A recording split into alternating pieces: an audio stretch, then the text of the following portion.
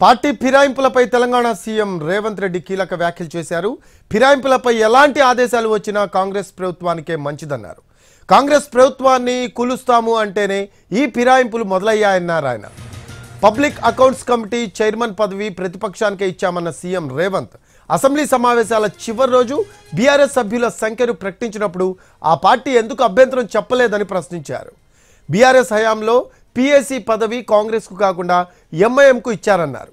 అప్పట్లో కాంగ్రెస్ ప్రతిపక్షంగా ఉంటే 2019 నుంచి అక్బరుద్దీన్ ఓవైసీ పీఏసీ చైర్మన్గా ఎలా ఉంటారని ప్రశ్నించారు సీఎం రేవంత్.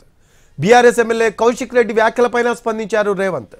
బ్రతకడానికి వచ్చినోళ్ళు ఓట్లు కావాలని కానీ వాళ్లకు టికెట్లు ఇవ్వొద్దా అని ప్రశ్నించారు. కౌశిక్ రెడ్డి వ్యాఖ్యలపై కేసీఆర్ కుటుంబం సమాధానం చెప్పాలి అన్నారు CM Revanth.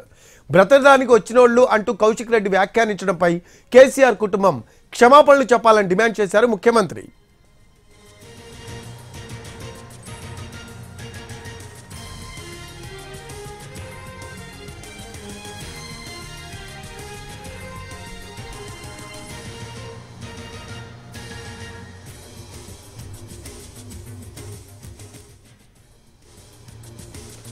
Party ఫిరాయింపులపై Telangana CM Revanth Reddy కీలక వ్యాఖ్యలు చేశారు. ఫిరాయింపులపై ఎలాంటి ఆదేశాలు వచ్చినా Congress ప్రభుత్వానికే మంచిదన్నారు.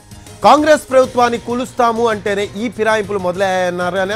Public accounts committee chairman పదవి ప్రతిపక్షానికే ఇచ్చామన్న సీఎం రేవంత్ అసెంబ్లీ సమావేశాల చివరి రోజు బీఆర్ఎస్ సభ్యుల సంఖ్యను ప్రకటించినప్పుడు ఆ పార్టీ ఎందుకు అభ్యంతరం చెప్పలేదని ప్రశ్నించారు. బీఆర్ఎస్ హయాంలో పీఏసీ పదవి కాంగ్రెస్కు కాకుండా ఎంఐఎంకు ఇచ్చారు అన్నారు. అప్పట్లో కాంగ్రెస్ ప్రతిపక్షంగా ఉంటే 2019 నుంచి అక్బరుద్దీన్ ఓవైసీ పీఏసీ చైర్మన్గా ఎలా ఉంటారని ప్రశ్నించారు సీఎం రేవంత్. బీఆర్ఎస్ ఎమ్మెల్యే కౌశిక్ రెడ్డి వ్యాఖ్యలపైన స్పందించారు రేవంత్. బ్రతకడానికి వచ్చినోళ్ల ఓట్లు కావాలి కానీ వాళ్లకు టికెట్లు ఇవ్వొద్దా అని ప్రశ్నించారు. కౌశిక్ రెడ్డి వ్యాఖ్యలపై కేసీఆర్ కుటుంబం సమాధానం చెప్పాలి అన్నారు సీఎం రేవంత్. బ్రతకడానికి వచ్చినోళ్లు అంటూ కౌశిక్ రెడ్డి వ్యాఖ్యానించడంపై కేసీఆర్ కుటుంబం క్షమాపణలు చెప్పాలని డిమాండ్ చేశారు ముఖ్యమంత్రి.